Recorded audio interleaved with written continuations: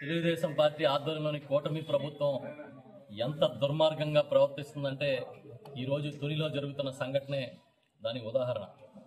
తునిలో vice chairman municipal ఎన్నిక ఇవాళ జరుగుతూ ఉంటే చాలా దుర్మార్గంగా పోలీసులను పెట్టి 144 సెక్షన్లు పెట్టి కౌన్సిలర్లని పోలీసుల సాయంతో ఎత్తుకుపోయే కార్యక్రమం.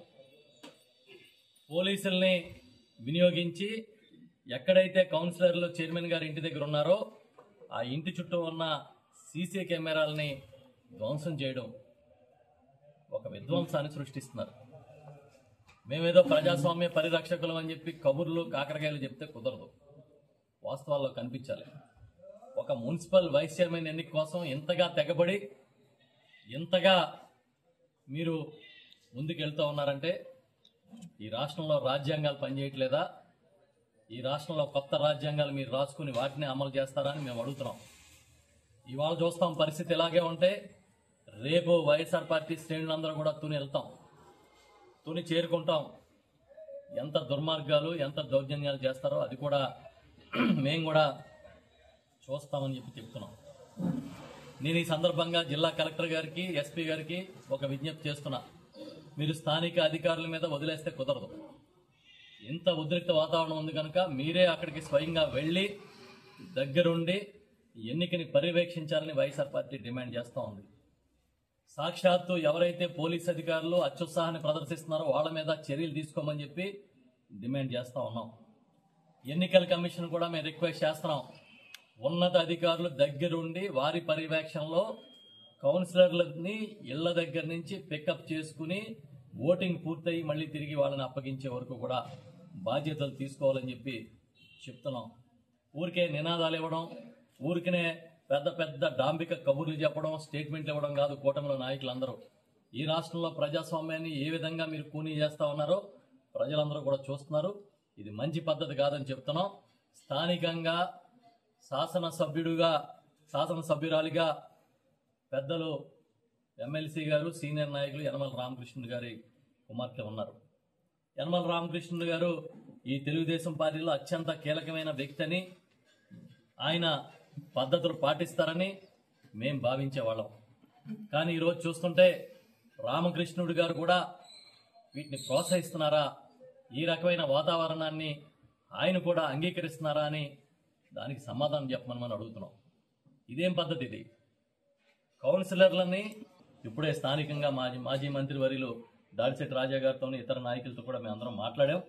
దయచేసి చెప్తున్నాం, తునిలో శాంతియుత వాతావరణాన్ని నెలకొల్పండి, శాంతియుతంగా ఎన్నిక జరిగేలా చూడండి అని చెప్పి మేము గట్టిగా కోరుకుంటున్నాం.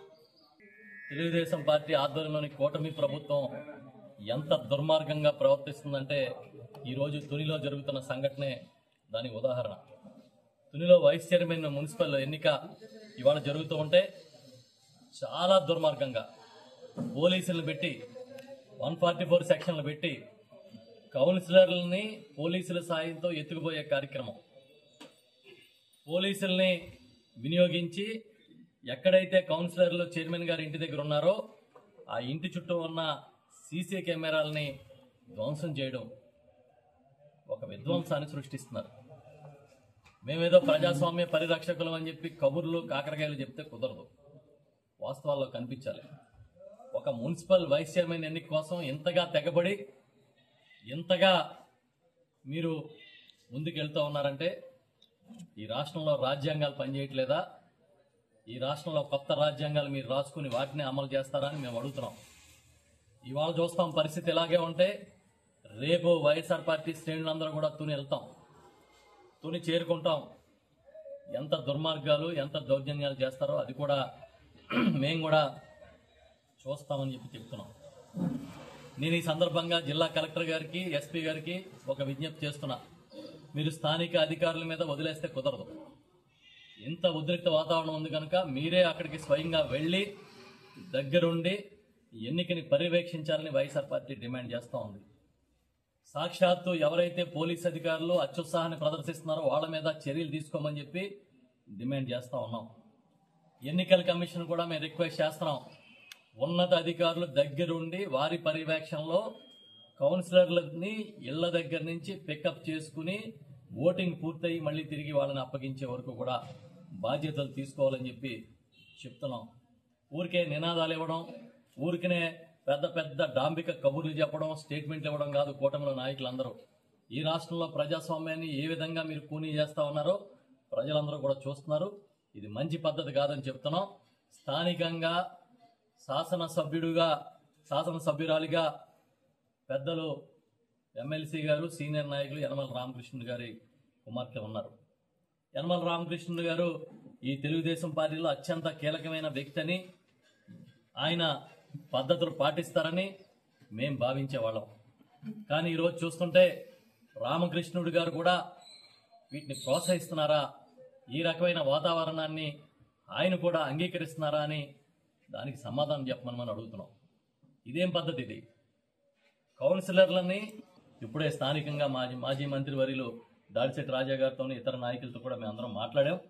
దయచేసి చెప్తున్నాం, తునిలో శాంతియుత వాతావరణాన్ని నెలకొల్పండి, శాంతియుతంగా ఎన్నిక జరిగేలా చూడండి అని చెప్పి మేము గట్టిగా కోరుకుంటున్నాం.